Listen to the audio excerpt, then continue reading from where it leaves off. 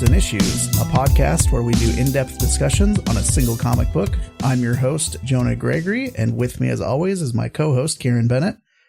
Hi, I'm Kieran. We're not doing Goofs today because this is a serious comic. It's true. And today we have a special guest, an old friend of mine, Wesley Johnson. Say hello, Wes. Hello, Wes. There you go. That magic is back. The classic humor that all your old school folks might appreciate, I guess. How's it going? So, it's going well. So, if people don't know you, because we're both from the old Joystick podcast days, back when that was like a pretty big podcast, right? And we met through there. And if you're listening to this because you're a Geekly Inc. fan, because this is where our stuff's hosted, Geekly Inc. kind of was a thing that spawned from that. Like a lot of people that are in our network met through there. That's how we met Mike Bachman. That's how we know Wes. So that community is definitely its own thing now, but it is interesting that so many people I know from back in the day have all kind of stayed connected. Right. So we used to do video game podcasts together.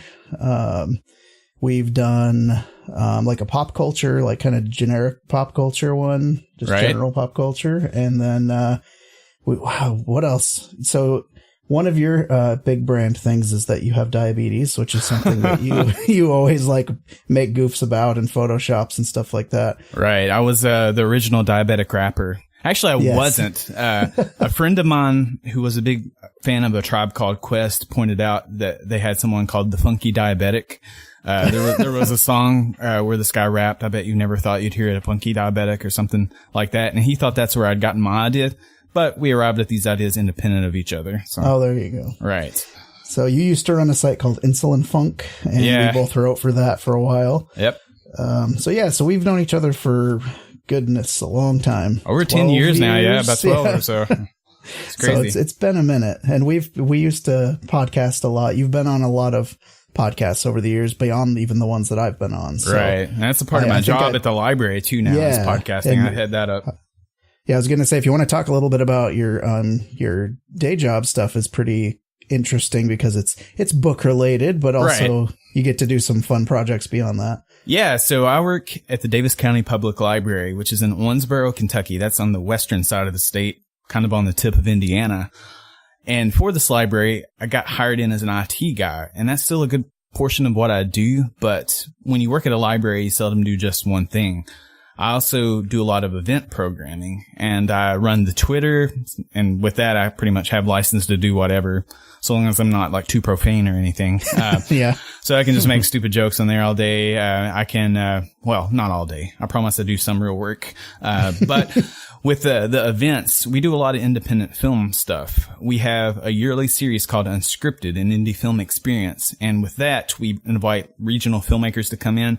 Occasionally, we invite people from outside the area, and they show their films. Typically, we do shorts, so we show them twice. They show their film once, then they do a Q&A, and then with the second viewing of the film, we have a live commentary, which is pretty neat. And that's cool. Yeah, and it's a local filmmaker actually came up with the idea and brought it to us, and now I'm kind of in charge of it.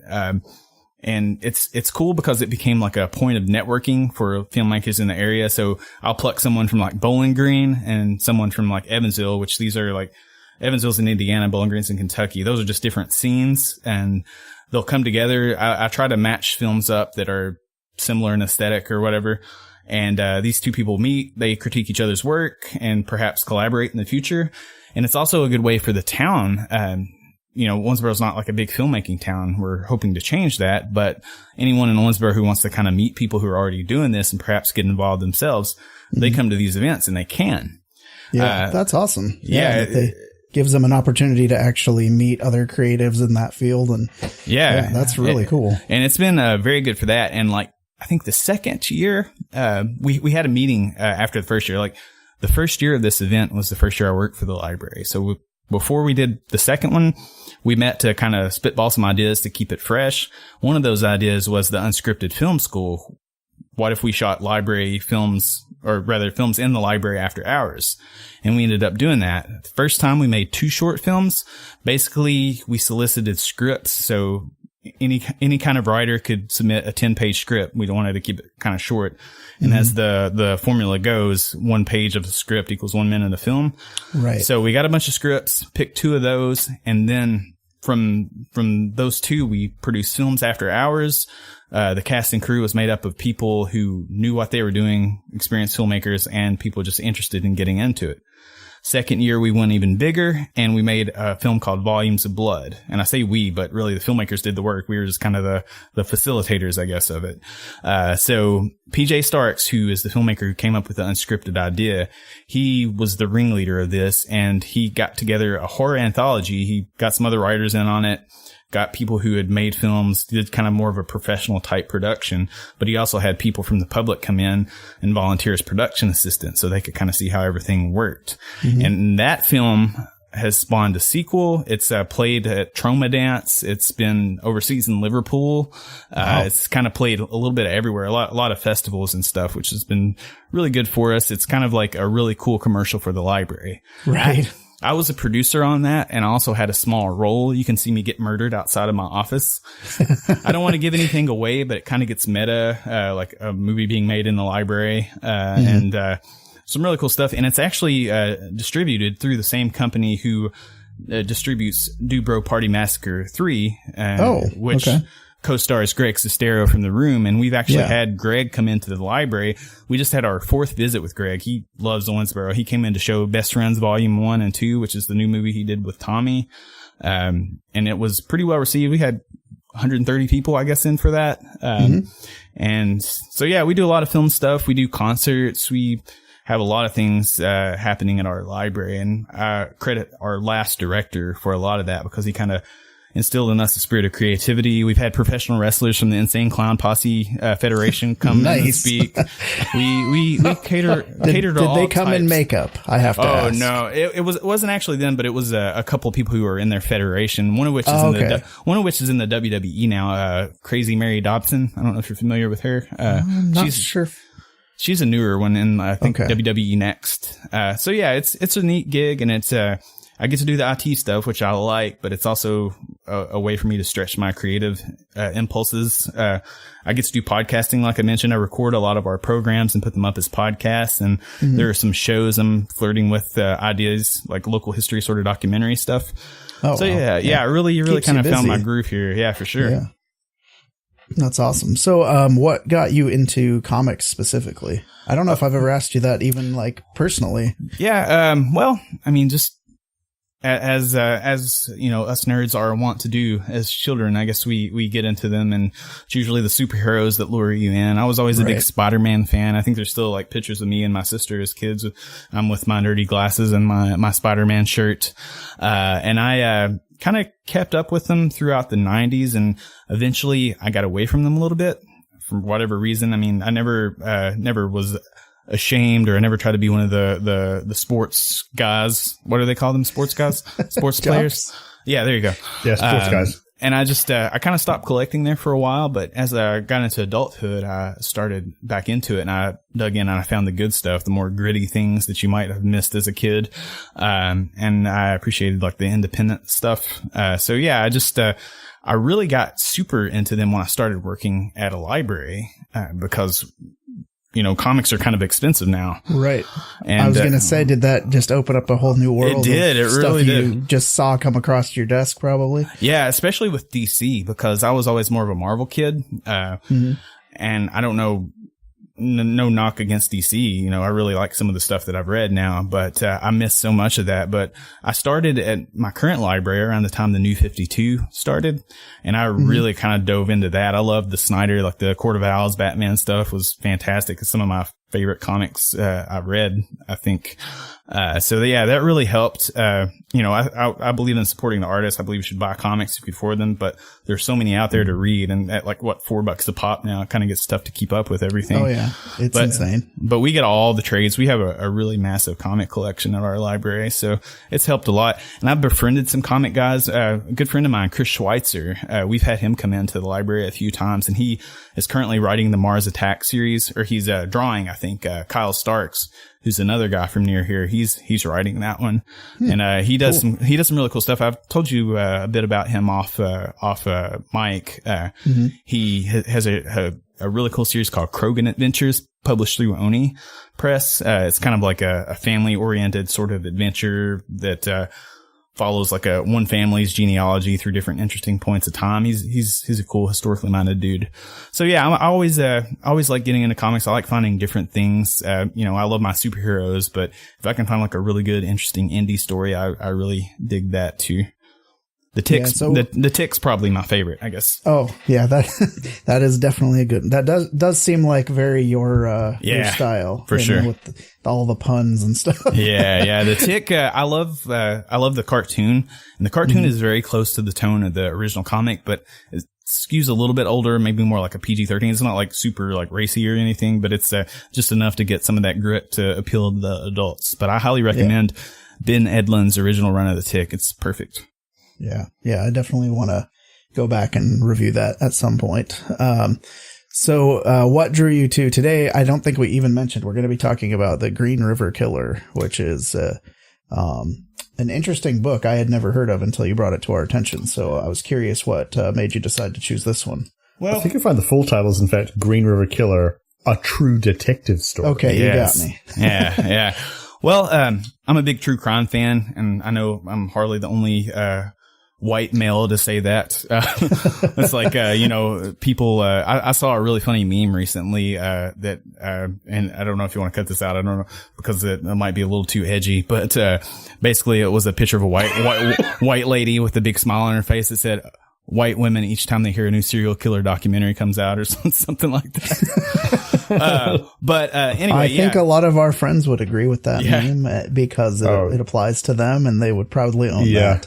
Yeah, for sure. But yeah, so I love true crime. Like, my favorite thing to read, I read comics, but I read a lot of just paper, it's insane to me how many books you're able to get through. You're like, oh, I'm reading this, and now I'm reading this other thing. Right. Oh my God, I guess because you work in a library, you just are motivated to get through them or something. That's part of it, but it was also a friendly competition with an ex-girlfriend, and you know how I tend to drone on and on when I appear on a podcast about my ex-girlfriends. But this one in particular really helped me get deeper into reading. I mean, I've always loved books, but I've had trouble finishing them. But with her, we kind of like both got on Goodreads. She was already on it, and we kind of like, I don't know, I was trying to beat her essentially in a reading competition.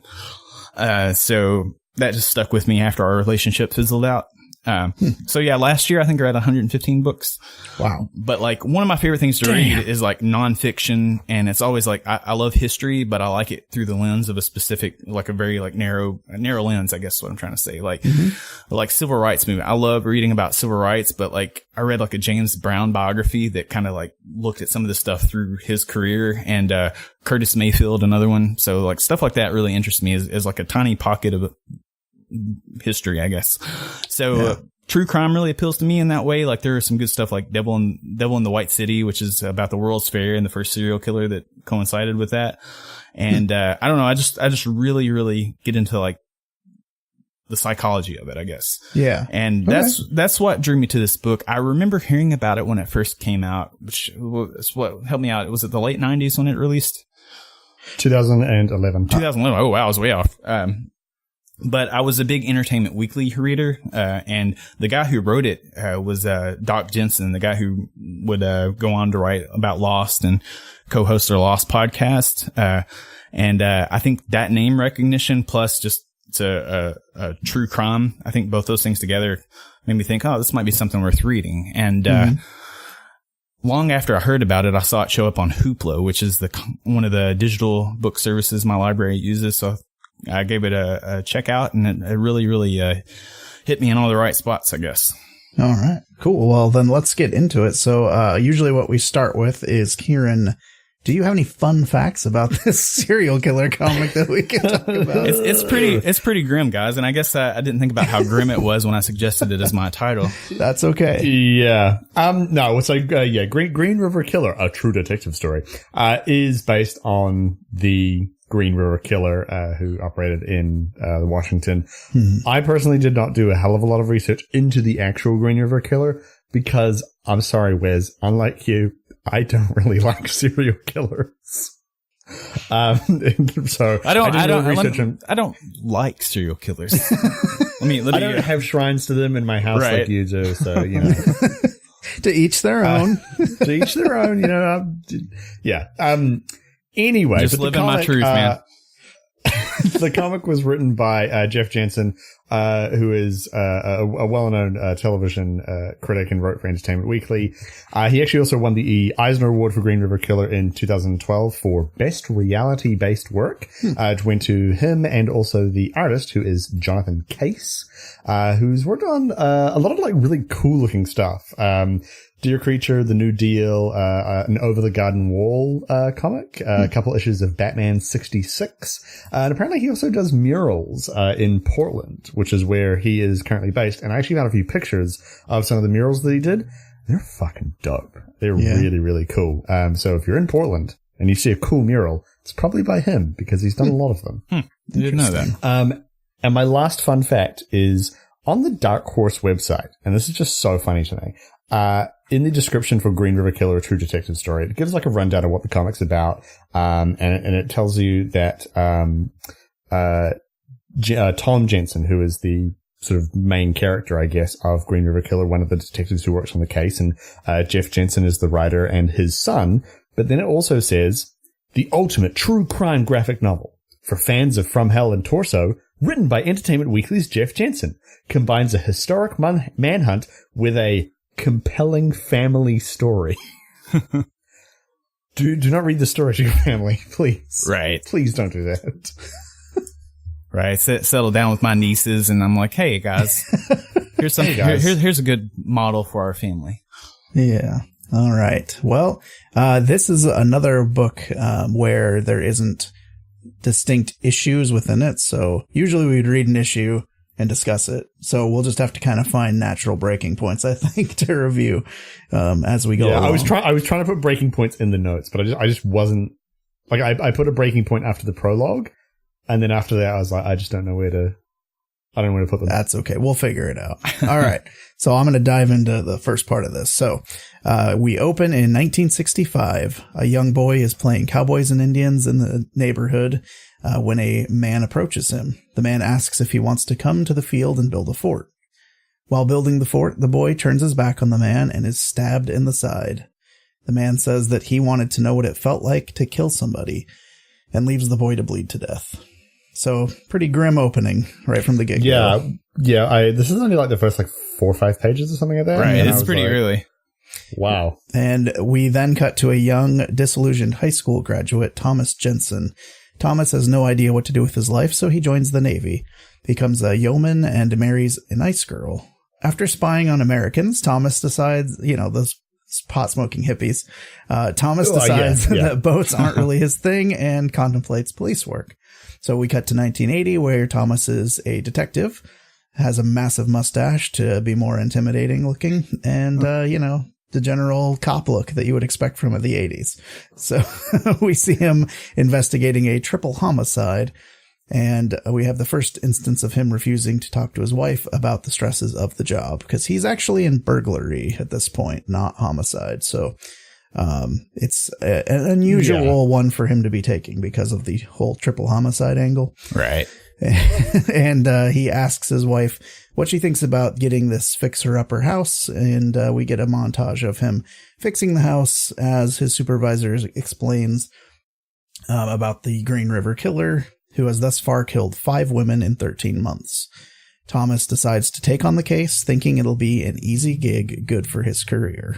So that's the opening. So it covers a lot of ground in those. It really does. pages. And that's one thing I appreciate about this book is like the back and forth, and also it's not too grim. I mean, it is grim, but at the same time, there's it's not too graphic. Graphic. That's what I'm looking for. Yeah. I was to say it's pretty grim. Right. But it's cool to get the balance, I guess, because you don't see that a lot. Sometimes it's just about the investigation.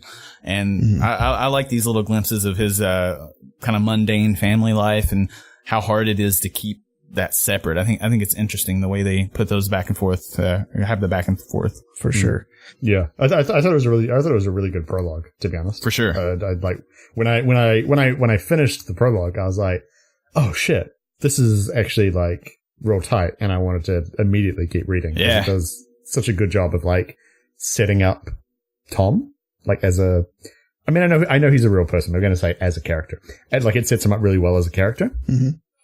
Yeah, I would agree with that. Like that, we read it a while ago. This is actually an episode we've been trying to record for a while, but scheduling has been kind of a nightmare for sure. With all of our schedules. It's been 84 years. Yes. We are all in very different time zones. Yes. I think Kieran's in the future, right? Yes, he's in tomorrow. But one of the things I noticed was because I reread it right before we recorded, because it'd been like 2 months, I think, since last time we were going to try and do this recording. The pacing is what really stood out to me on this reread of it, and how well paced each little section is, because it's kind of broken up into like we had that little intro, and now we'll get into 19 years later, and it's like all this time passes. But one of the things this keeps doing is kind of jumping back and forth between different points in time, and it's paced incredibly well. Absolutely. You don't get lost, and it does help that, you know, Thomas's face gets, you know, a little bit fatter as he gets older, so it's a little easier to tell like which timeline you're in. Yeah. As all of ours have, you know, well, I mean, maybe it's just me. You can tell that he is quite familiar with TV, and even, I mean, you said Lost there. I know you weren't trying to make a pun, but the jumping back and forth, the flashbacks and the flash forwards, and just he is so familiar, I think, with the way like a good television show works, that he really brings that to the comic. And the artwork is kind of simplistic in a way, but it like fits so much with what they're trying to do with the story. Like it almost looks like the old like 50s or like the some e-cards artwork. It made me think of that a little bit. And it's just it's so plain, I guess, compared to like what's going on. Like I appreciate what they tried to do with that, I think. Yeah, I think it works well, like especially for being a completely black and white. Right. But also there isn't a lot of shading, like, and because of that, they use the really dark black pretty effectively in scenes where things need to stand out. So, I dug the art in this. And the faces of that, like, just cartoony enough, but they're distinct. Like, you can tell who every character is by looking at them, which I appreciate. Yeah. Yeah. All right. So, Wes, do you want to take the next section here? Sure. So our next section starts 19 years later, and Gary Ridgway is brought to live in the police station that Thomas and his partner Jim work at. He's established in a small room at the back of the station and will apparently be staying there for a month. That same day, Gary is brought into an interview with the state attorney, Jeff McDonald. Jeff ascertains that, despite pleading not guilty in the past, Gary is now willing to confess to being the Green River Killer, and says that there are remains the police have not yet found. Should his claims be validated, he will be granted a life sentence instead of death. At this point, Tom and Jim are brought to interrogate Gary. After almost admitting to yet another murder, Gary tries to point them towards a body but fails to provide any kind of useful information. They decide to call it a night, however, after Gary very precisely describes how he kills the victims. Tom and Jim comment outside that even if Gary goes away, they may never get closure. At home, Tom eats a burger and says that he doesn't even really want to know how Gary thinks. That night, Gary looks at a photograph of a woman before going to sleep at the police station. Now we're at January 1984. Tom and Jim, significantly younger, ask a few neighbors about a woman named Christine King who may have been killed by the Green River Killer. None of her neighbors can believe that Christine was a hooker, and Tom and Jim don't know what to think. Several months later, by a baseball field, the task force uncovers several bodies and comments that this is much bigger than they realized. We then match cut to the present as Tom and Jim take Gary out to search for bodies. As Gary tries to recall the many women that he seduced and murdered, they run together in his mind, and Tom worries that Gary's memory may just be too shit to be of any use. That's all right. So we'll take it from there. So Kieran, what did you think of being a non-serial killer fan? No, what did you think of this portrayal so far? I think like the first kind of time that I went through this, the sort of the first instance where, like when the prologue finishes and then it sort of immediately picks up with Gary being brought to the police station and, you know, they're kind of setting up what they're going to do with him. I did find it initially a little confusing to kind of try and take in that much information all at once. but like when it kind of got to the end of that section, I think everything is set up well enough that I then understood what they were doing. And then going, as you said before, Wes, like he really does know what he's doing, and like then taking it back to 1984 at that point and then bringing it forward back into the present as they're trying to like they're trying to search for something extra on top of what they've already found in 1984 is like such a good balancing act of storytelling. Sure. I think like even out there at this point, like, and it's much stronger later, even at this point, like Tom is a really like kind of he's a good detective to kind of hang out with, I guess, in terms of the story. Is he a true detective though? He's a true detective. Yeah. That's a show. Yeah, so I really enjoyed the first part. And there are already a few visual kind of things that I really enjoyed, like when Gary's trying to remember all of the women that he's killed, and like all the panels are kind of bleeding together and they're sort of mixing and mingling together. I thought that was really, really cool. Yeah. Yeah, I like what struck me in this is just how calm a character Gary is, despite what's all going on. And I don't know that much about the real case. And that's one thing I wanted to ask, Jonah, since this kind of occurred in the area in which you live. If you, like, were you aware of any of this as it was going on? I know you were pretty young. Yeah, no, in the 80s, I mean, I was born in 1980, so I was only 4. So, like, I wasn't aware of any of this stuff. Like, I don't even know when more of this started to become, like, public knowledge. Yeah. But yeah, it's one of those weird things. Typical 4-year-olds. Yeah, I know. But the thing is, though, like it was such a far-reaching case. I mean, they were looking for him for so long. Did you catch any of it in your adult? What I'm kind of wondering is just, was he like just the cold, calm guy you see in this comic? I didn't know. I don't know. I'm sorry. Even though I'm from the area, like you'd hear references to the Green River Killer in, pop culture-y type stuff. Like, I think he's in a couple, mentioned in songs and stuff from this area, like in the grunge movement and stuff. Right. But, well, there was the Green River Band was basically, But yeah, it's not something I ever looked into or really heard much about. I was very like unaware of world events when I was a kid. Like, I was just kind of in my own little bubble, doing my own thing. That's probably a good thing. It kept you nice and optimistic about. And I was one county over from, or is it one? I think it's just the one. There's King counties with Seattle and everything. It's like the main one people know of. I was off in Snohomish County, which is much smaller area. Yeah, and I think I actually interviewed for a job at that library, or I put my application. I can't remember, but that's beside the point. But I worked at that library. Yeah, I remember you telling me about that. I was Page, which is the people that just put books back on the shelf, because it was I think it was one of my first jobs, like right out of high school or something. But that's neither here nor there. But no, I wasn't very aware of this.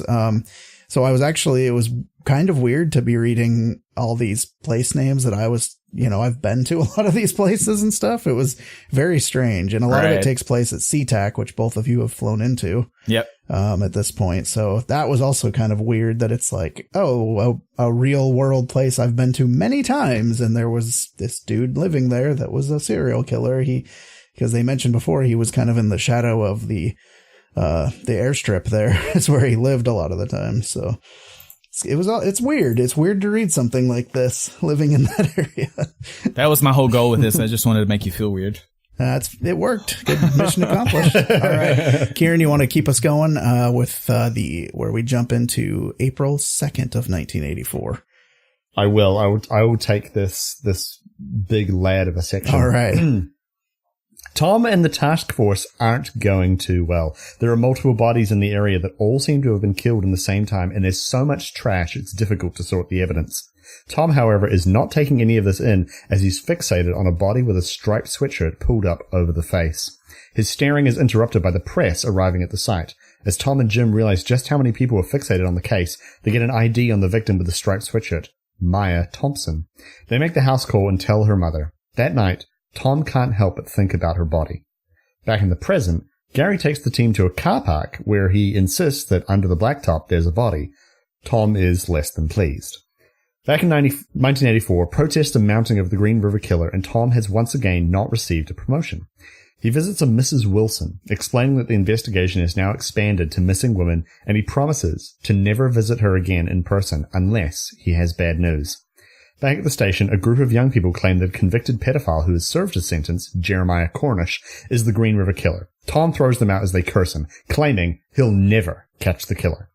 We rejoin Tom in the present as he quizzes Gary on basic details that the Green River Killer should know. Gary strikes out on all but the most basic things and claims that 20 years is a long time and he just forgot some things. Tom replies that he hasn't forgotten a thing. In 1984, one of Tom's colleagues received a promotion to arson, and Tom says that he's quite happy on the case, quoting Hound of the Baskervilles to prove his point. The chapter closes as The chapter closes as a $200,000 computer was wheeled in and added to the investigation. I love that scene, by the way, where they reveal the computer and it looks like the computer every school had when I was a kid. Oh, heck yeah. It's so expensive at the time, but it's, it's like a... Yeah, I thought it was just, it was so funny when he's like, we're finally gonna be doing crime solving in the future. And if we put in enough stuff, maybe it'll just tell us who the killer is. Right. Also, it was $200,000. It's insane to me how expensive a computer was back then. Yeah. That's another thing, like Jonas, I think especially with us, growing up in that time, little touches like that in any story will automatically make us more, endear it more to us, I guess. Yeah, for sure. I mean, I learned to type on computers that were out of date at the time, and I think they're more advanced than the computer they had in this in this police station. What was everyone's first computer? Not to derail too much, I'm just curious. My first computer that we owned at my house was a Tandy, which is the knockoff Windows PCs from Radio Shack. Oh, yeah. And it was a used one, and it did not have a hard drive. It used floppy disks only. Nice. Kieran, how about you?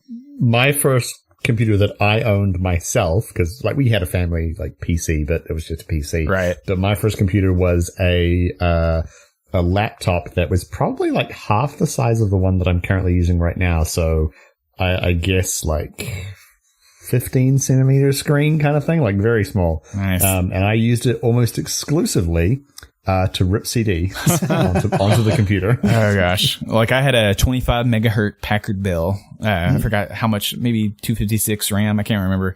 But, that thing cost nearly $1,900. I guess it's just crazy to think about in the context of today's prices. But anyway, sorry. You know me and my, sidebars, Jonah. Yeah, no, that's fine.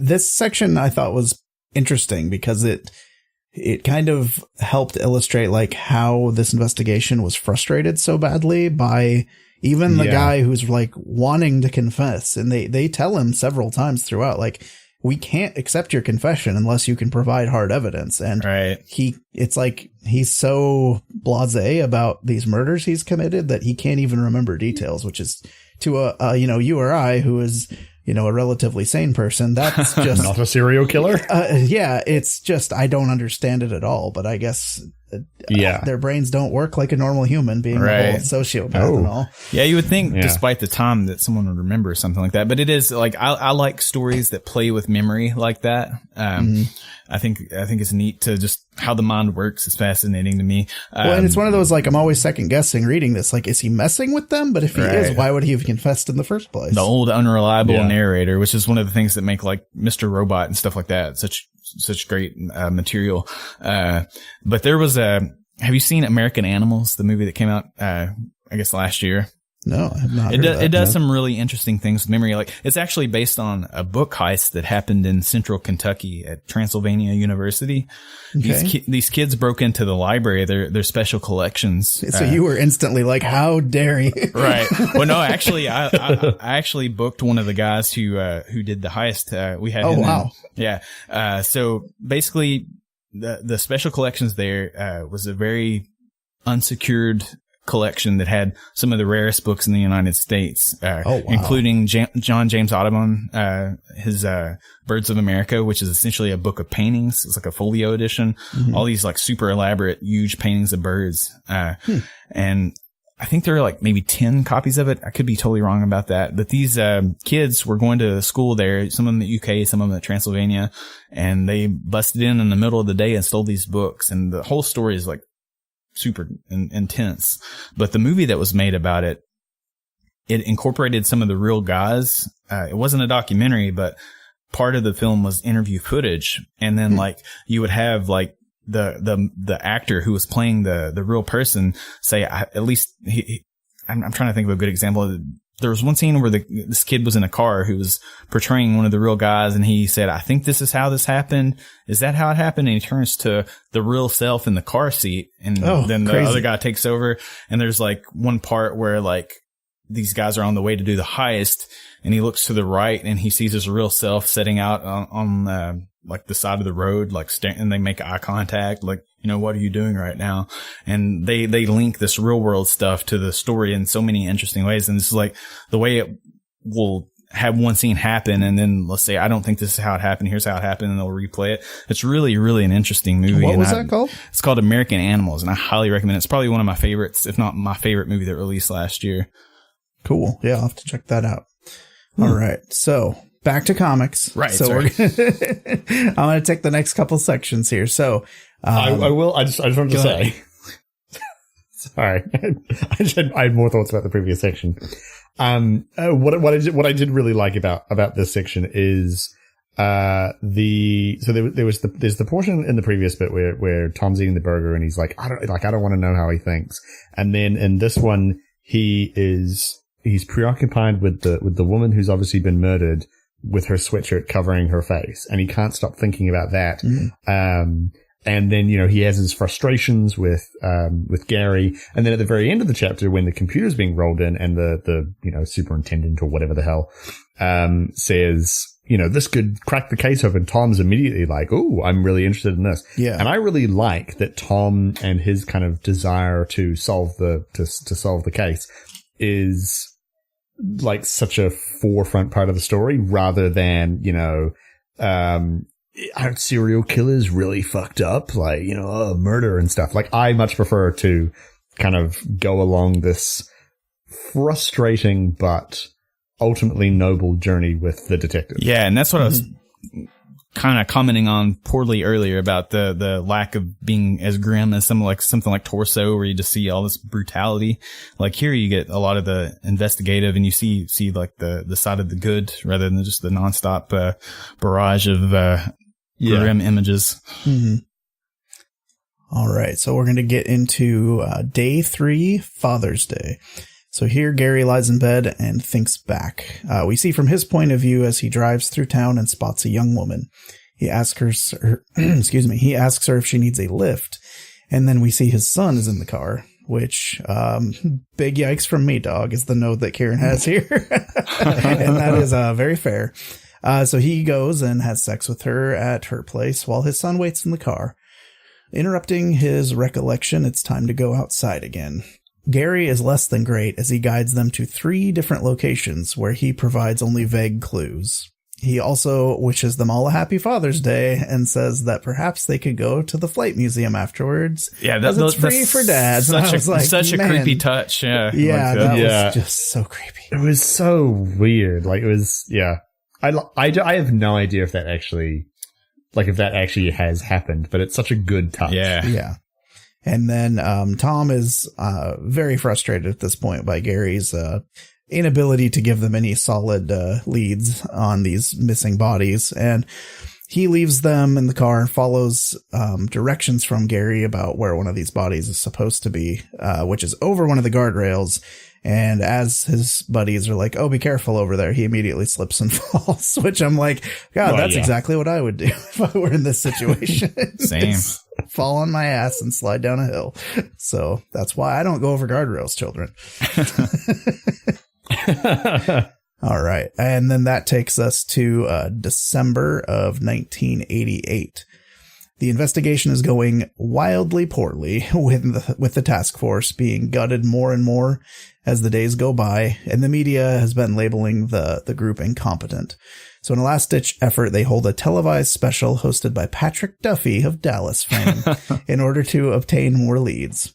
I know this He's is the not guy that was killed and then was back, right? I think so. Yeah. Yeah. And he was also on Step by Step. Oh, okay. Which I love that show. I do remember watching that. I don't remember anything about it, but I do remember watching it. I still remember the theme song as soon as you said it. I was about to say I still remember the theme song. You should drop that in for the final song of the show. Being only 12 years old and also not an American, all of the Dallas was lost on me. Yeah, oh yeah, that's no fair. idea. So this does not prove particularly fruitful. The next morning, Tom is hard at work entering the case data into the computer when they get a tip about a man named William Stevens. Stevens' father kept excruciatingly detailed records of everything and like receipts, like everything he'd ever done, basically. So they take months working with the computer and tracing Stevens' history. And Tom comes to the conclusion that he is not the Green River Killer.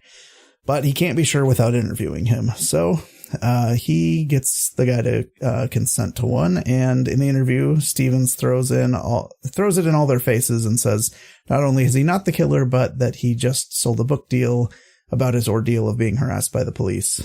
And then Tom and Jim leave disgusted. Yet they also believe him completely that he's not actually the killer. So an interesting couple of sections, I thought, because the one shows especially the Father's Day section really shows how Tom is like, he just wants the truth. He wants to solve this case. And Gary is like trying to be his friend in a weird way. It felt like he, cause there's that whole thing about like, oh, serial killers are usually kind of charming. Like that goes along with the territory in most cases. And so he's like, oh, hey, let's be buddies. And Tom is like, I don't want to have anything to do with you. Like, if it's not about the case, don't even talk to me, which I was actually glad to see. Yeah. Because it's like a tropey thing in a lot of stuff, like actual fictional works, whereas, this is based on real events, but that's trope of like the bad guy kind of, getting their defenses down and drawing them in. And I loved that Tom was having none of that. Yeah. And I like to think that that's like an example of it being realistic rather than super massaged narrative. I'm sure it is a little bit, but I hope that's the way he is in real life, or was. Yeah. I think he passed away. So any other thoughts on this section here? I was just about to make a joke about how I wish Tom was my dad. But tough but loving. Him and Jim Gordon. Yes. Yeah, there you go. He is like a real life Jim Gordon. I could see that. He is actually quite a lot like Jim Gordon. He's got the mustache for it. Sure. Mm-hmm. I thought this section was really, really good. Like the whole, like first person perspective that you get of Gary kind of going around and picking up the woman. And then, like the whole Father's Day thing, like none of it, it's all kind of presented in a way that it's like, and now it's time for some characterization of the killer. But none of it's ever really given any kind of context or anything. Mm-hmm. So you're kind of seeing all this new information presented about Gary, but you don't ever really understand him. It also, it's like almost mundane, even though like the things happening are horrifying. Yeah. Yeah. Like there's this whole, like he has like a photograph in bed or, you find out he has a son. Like none of it ever really kind of leads to anything particularly significant about him. Spoilers. But it's almost better for it. Because, that kind of stuff, like it allows you to learn more about Tom, who is, I think, significantly more interesting. Sure. Yeah. I feel like he is the main character, really. And that's, I like stuff that kind of drops you in the middle of things without giving you every single bit of data. So I appreciate this too. Yeah. And, this is more about the investigation than like the origin story of the Green River Killer. I'm sure there are a lot of books out there about that, which I haven't read anything but this about the Green River Killer. Definitely piqued my interest though, and pulling in some more books. But Serial I like season 3 pitch. Oh wait, no, that's there you go. But I do, like one thing I like that comes into it more as it comes along or as it goes along is like the evidence, like the DNA and how like modern investigative technology comes into it. There's also the Golden State Killer, which, they recently solved that one, and Patton Oswalt's wife wrote the book about it. And really without her website and that book, like, well, I guess it's more the website than the book, that investigation probably wouldn't have been solved. But that's a big part of that book too, like how DNA things and like ancestry and stuff, like as librarians, like, you know, we are well versed in that, how that helped solve a real murder. So it's emerging technologies with police investigations are really interesting to me too. I did also want to say, I don't really have any kind of great conclusions to draw about it, but the portion where they get the tip about the, William Stevens, and, you know, even though it doesn't actually lead to anything particularly concrete for the case, it's still enjoyable to read because Jeff Jensen's just a good writer. Yeah, for sure. Yeah. Yeah.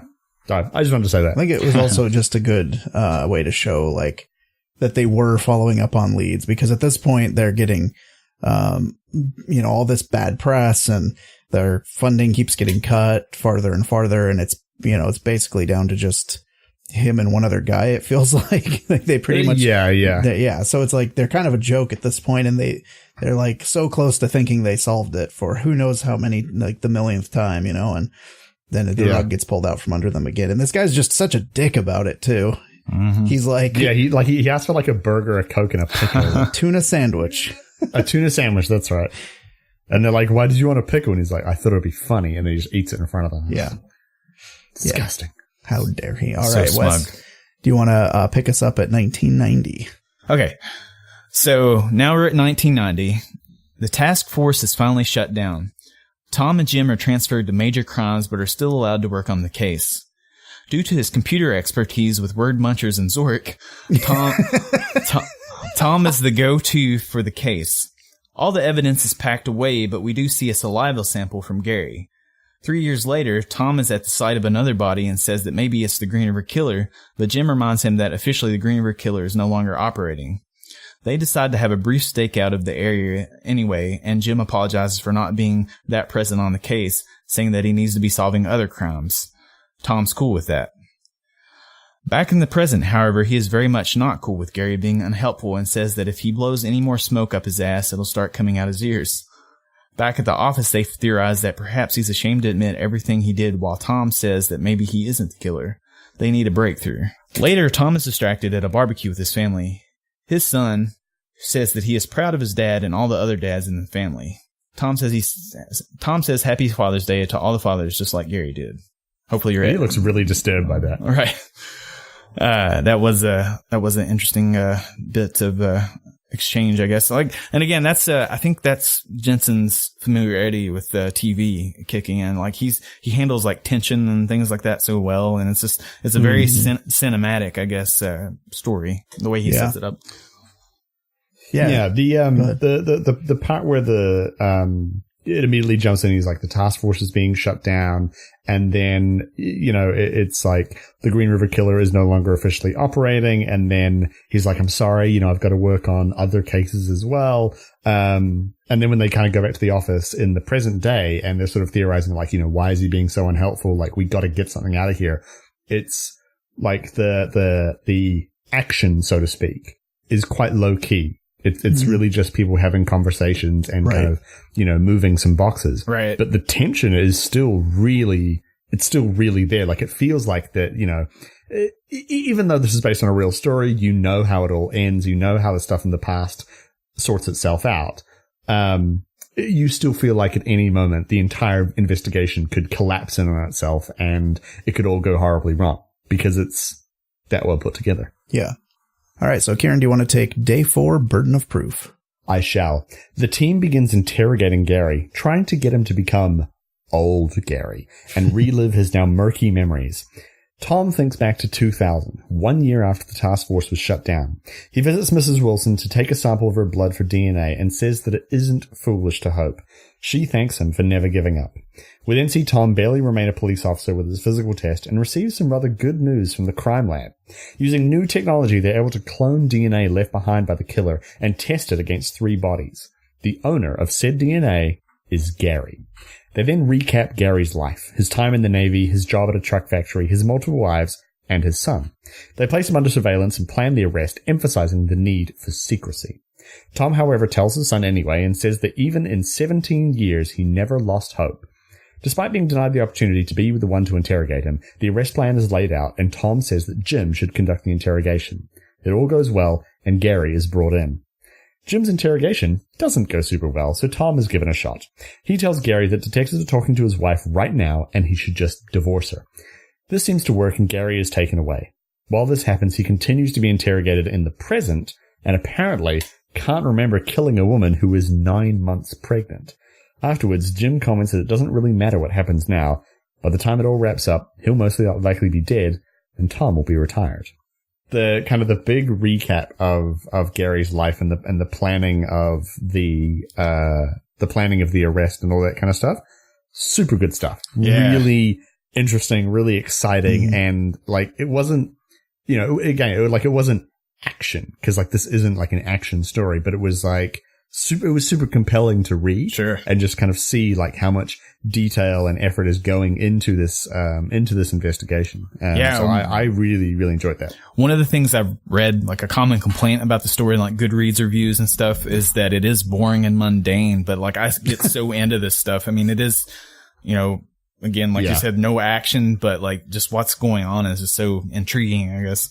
Yeah, I was going to say the mundanity is actually why it works for me, is because it's showing like real police work is done in the paperwork.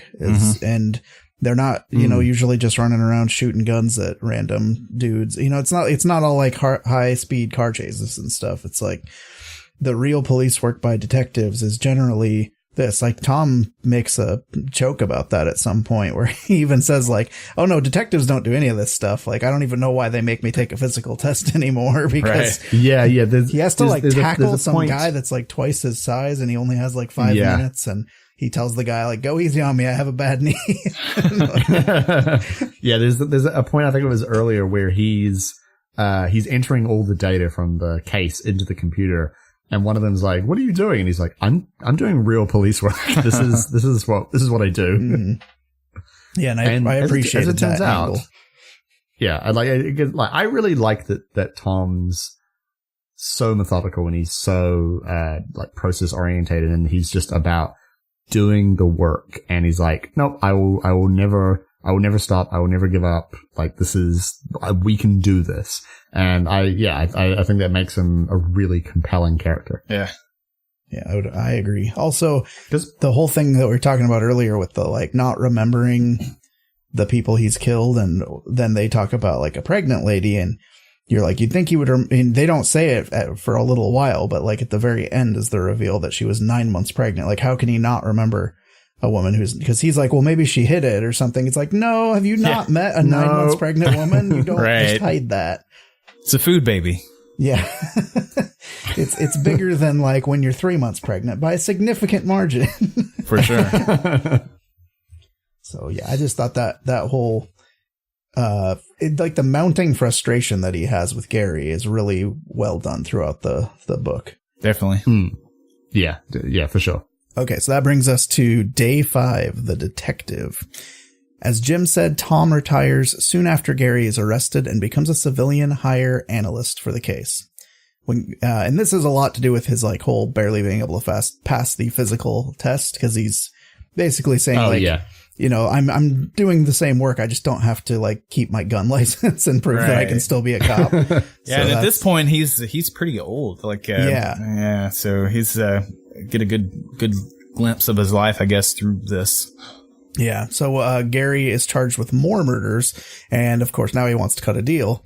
The police told the public there would be no deal, so it all needs to be hushed up. So this is kind of where we get more of the setup from the beginning of the story, where he's at the station and he's not even in a real cell. They've like converted a room to be his cell.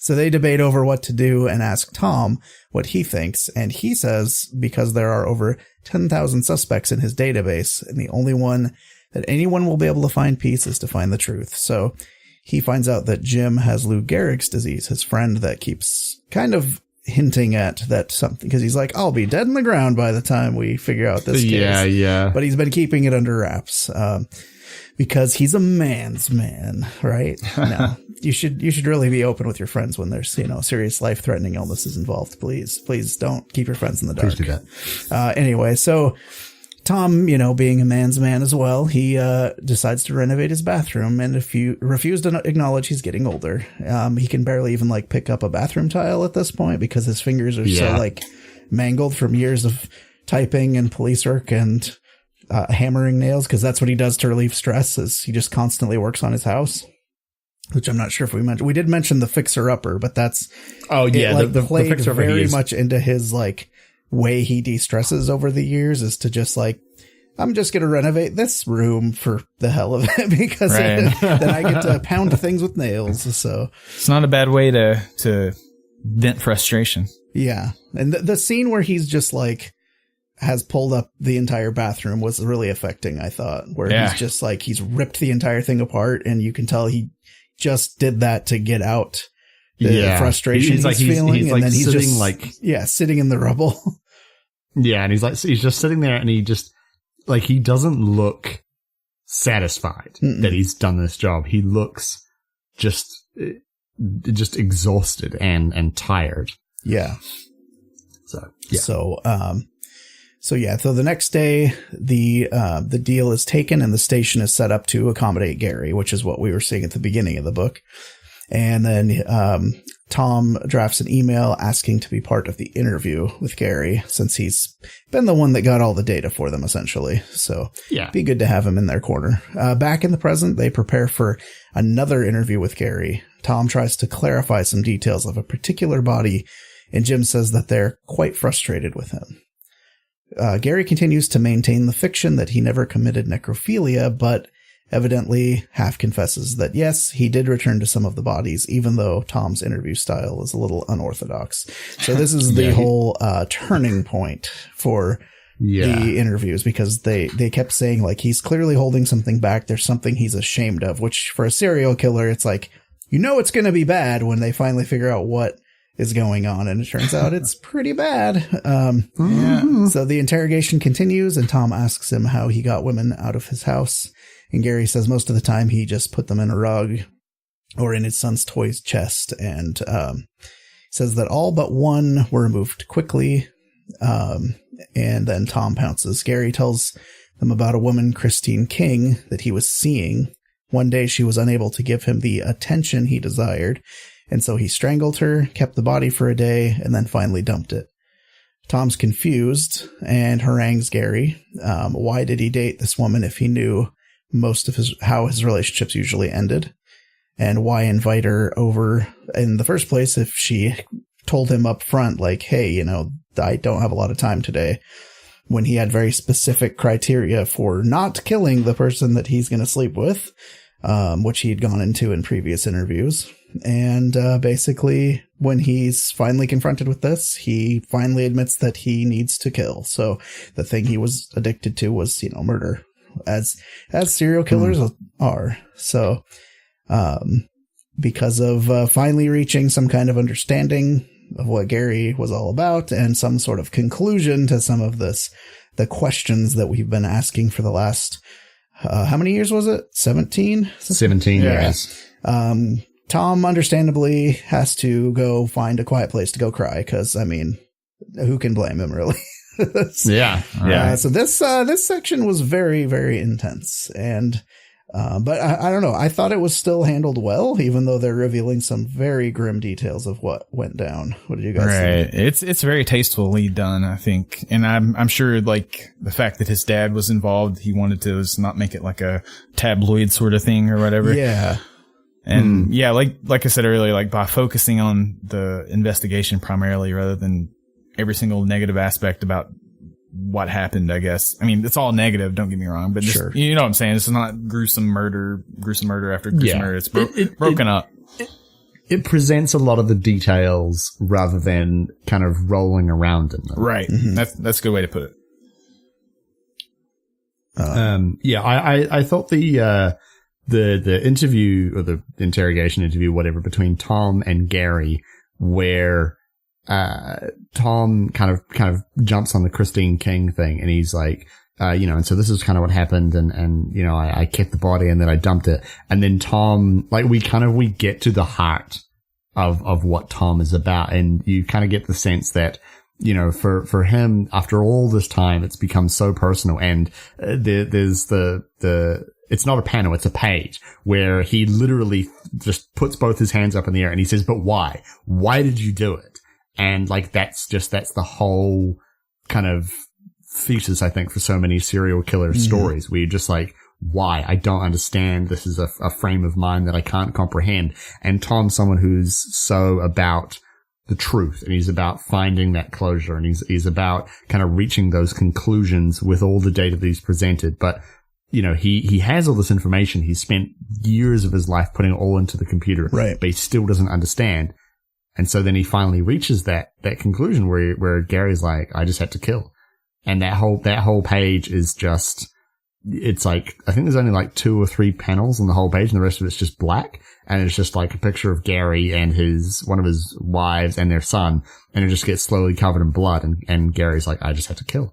And then, that moment then when Tom leaves was super, super powerful. I really, really enjoyed it. I thought it was fantastic. Yeah. It's a great conclusion. Yeah. All right. So, Wes, do you want to do the epilogue, and then we'll do our final thoughts on the book? Okay. So the epilogue. Gary is finally charged with 48 counts of murder after 188 days of interrogation, and Tom quits smoking. Tom makes one parental notification seeing Mrs. Wilson in person. With the case closed, Tom joins the cold case unit and pledges to continue working. The book closes with Tom and his wife getting remarried in Hawaii. When they return, he comes home from work having smoked one cigarette, and he says, I'm trying. All right. So we'll get into... That's the end of the book. That's it, yeah. So let's get into final thoughts. Do you want to kick us off, Kieran? Yeah. So as I said at the start, I'm not a huge, serial killer fan. I don't consume a lot of true crime content. I'm not particularly interested in it. But I think that this is the kind of true crime stuff that I would be interested in. It's as I said before, it presents a lot of the details about the crimes and about the kind of the gritty, gross parts about it, but it doesn't revel in them. It never glorifies any of the violence or any of the kind of weird, twisted thinking of the serial killer. It just presents it as something that happened. I appreciated that a lot as well. Same. Yeah. Even when you get to the end, you reach the same conclusion as Tom. There's nothing to really understand here other than just this is someone who just had the compulsion to kill and acted out on it. And I think having Tom as the main character and emphasizing a lot of the investigation and just some of the more sort of, I don't want to say mundane, but mundane seeming things, like when Tom just goes home and he's just trying to have a burger with his family, but he just can't stop thinking about, the crime scene. That's the real, that to me is the interesting stuff. The effect that the effect that the crimes have on people who are investigating them, and kind of what effect it has on their home life and what effect it has on their thoughts and, their processes around that and stuff like that. So yeah, and there are so few books that focus on that too. And I almost feel like, the family story is the main focus of this book, I think, even though you get a lot of the other stuff too. And that is really neat to see, because, this is such an untold part of the whole true crime thing. I was going to say, I was actually pleasantly surprised that it didn't lead to his family falling apart. Right. Because if this were a completely fictional work, the whole thing was made up, it wasn't based on anything real, I think 90% of writers would have made that happen. Absolutely. So, I did appreciate his family stood by him. They knew he was doing important work, even though he might not have always been the easiest to deal with, because he was trying to deal with these emotional feelings. But his wife seemed to be understanding of that. When he didn't want to talk about something, she wasn't like, oh, you never want to talk about your work. It's no, she gets that he has a really hard job and is dealing with terrible, terrible people, terrible crimes. It is, I think, such a good showcase of this is how real life works, compared to fiction. Because in this one, they hit so many dead ends and constantly fail in the investigation, but continue trying. And I do really appreciate that what eventually leads them to their arrest is just years of police work. Yes. There's no magic bullet at any point. It's just right. constant attrition against one thing. Yeah, constantly hitting their heads against the wall until they finally had enough evidence and finally were able to like make him confess by saying, no, these don't add up. Like, you say you want to confess, you need to actually fill in all the pieces to this puzzle. Yeah. Police interrogation can be so much more intense than just like a fight or whatever. A buddy of mine actually made a Nightmare on Elm Street fan film, Confession of Fred Krueger. If get on your YouTubes and check that out. But the whole thing is basically Freddy Krueger before what happens in the first Nightmare on Elm Street, being interviewed by a police chief after some crime he committed, and it kind of plays into the other movies. But it's just the back and forth of a police interrogation can be so good to watch. Yeah. So I think overall, I would recommend this book to people that are interested in true crime, or maybe like Kieran, who are looking for a good detective story that aren't necessarily like, oh, I'm really into true crime. I think it just works well as a detective story. And I actually really appreciated, like we had mentioned a few times, how it doesn't glorify the serial killer at all. It actually shows him that he is a bad person. Like, he does terrible, terrible things, but he also is just kind of like, if you were to meet him on the street, he just looks like a regular dude, like a kind of a schlubby, regular guy. Yeah. And it really made me think of how right now there's a lot of discourse, especially on Twitter, about like the Ted Bundy documentary series that's been going around on Netflix and stuff. And right. There's been a lot of back and forth about, how it's presenting him and how people are like, oh, he's so hot and stuff. It's like, well, okay, but like, don't focus on that, please. Like, there's other hot people, especially from that era. Let's move on and focus on the terrible things. Let's not glorify what this man did just because and he had a good haircut or something. There's that Netflix show You as well. I don't know if you've checked that out yet. It's actually pretty good, but it kind of does the similar, like the attractive stalker, I guess. And it's kind of a weird thing to glorify for sure, but I am guilty of being entertained by some shows like that, I will say. Yeah. I mean, I think it's human nature to be kind of drawn to that kind of morbid stuff because, we're all aware, of death and stuff like that. And so we're like, oh, this isn't happening to me, so I can kind of enjoy in a kind of a weird way. Like, I think it's just part of human nature to be like kind of fascinated by the morbid. And that's why like horror is such a popular genre, where it's like, oh, it's schlocky and nobody, it's like not considered a serious art form to a lot of people. But there's a reason horror has been around for pretty much since storytelling has been around. Absolutely. So, I mean, nursery rhymes are pretty much be good or else some monster will come and eat your children. I mean, the Grimm's fairy tales, those are pretty twisted too. Yeah, exactly. So yeah, I think this book is really good. I think it presents this story really well. And I think the fact that it was written by the son of the actual detective probably went a long way into the perspective being the way it was, where it kept things in a way that felt like it wasn't exploiting the victims. And it was also, like we said, not glorifying the killer, and showed the real detective work. And I liked that. It was very different than things that I've read before. And the fact that I've read it, I think 3 times at this point since we kept delaying this podcast, I actually enjoyed it every time we read it. So that says a lot. So any other final thoughts before we close out, guys? Yeah, I feel like this is a good gateway. If you are interested in true crime, but you are afraid of the more gritty aspects of it, it's definitely, I mean, it, like the description said, it's a family drama too. So it just, I feel like with the son, like you said, the fact that he lived through it, gave him such a great insight into how everything happened, I guess. And I'm sure he, I can't remember if Tom passed away, in real life or not. I'm not sure if he's still with us, but during the time he wrote this book, he was. So he was able probably, I'm sure, to talk to him, but I bet he was as reserved as he was in the book. So I don't know how much the details were forthcoming, but, yeah, it's a great book. And I'm definitely glad this was the one we were able to do. Yeah. Yeah. All right. Well, strong recommend. Yeah, for sure. For sure.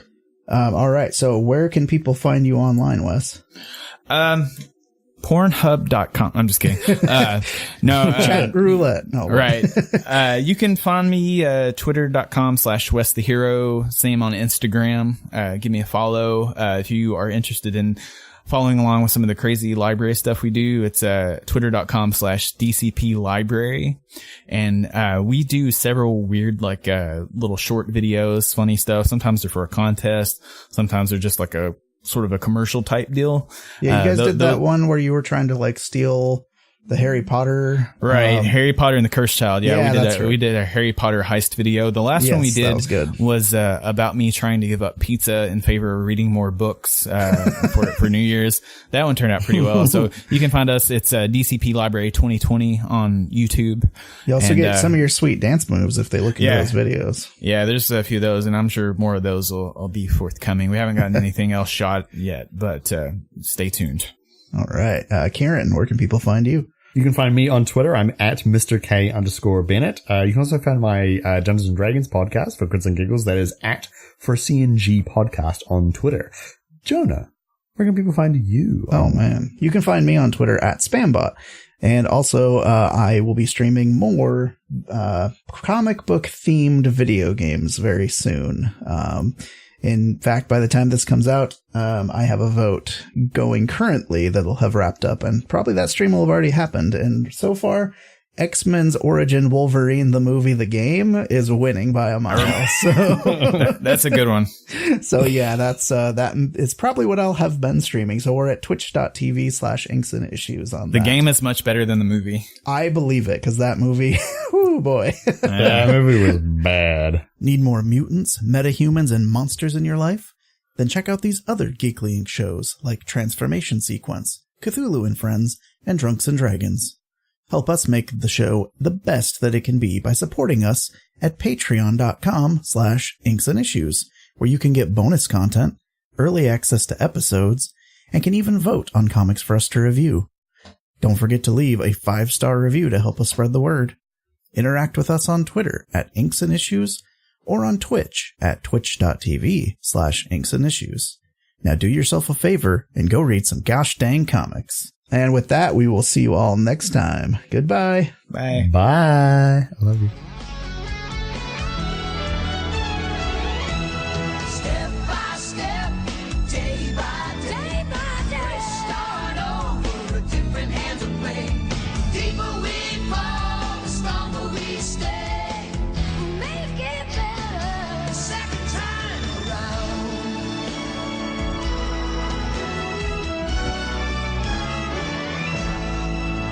All right. Well, then I will do our little intro and we'll go from there. I don't have a goof for this one, Kieran, because it's about a serial killer. Yeah, I was just thinking about that. Usually I'll introduce myself, but like have a joke to go along with it. And Right. I'm like, I can't think of anything that's not horribly offensive about, not remembering where I hid the bodies or something like that. Right. Especially since it happened in your area. Yeah. It seems a little inappropriate. So Yeah, I if might you just skip the goof. Might on my name get a this little time. knock on your door if you joke about that Yeah. too close like that. All right. All right. So what, do you want to take the next, do you have the notes pulled up, Wes? I don't want to just Let's see. I'd throw it to you if you don't. Yeah, no, I'm just kind of like monitoring my Audacity wave. Okay. So we're starting here. You can tell Wes is a professional because I just minimize my Audacity as soon as it's recording. Oh yeah, I just I check in on mine pretty frequently because I'm always paranoid. I've had so many horror stories. Yeah, like I'm trying to keep this. We've tried so hard to record this one. I want to make sure everything's perfect. Right. So shit. Now I feel bad. Let's get into final thoughts. Do you want to kick us off, Kieran? Sorry, I was playing with my pants. Yes. Yeah. Because it's hot, not because gross.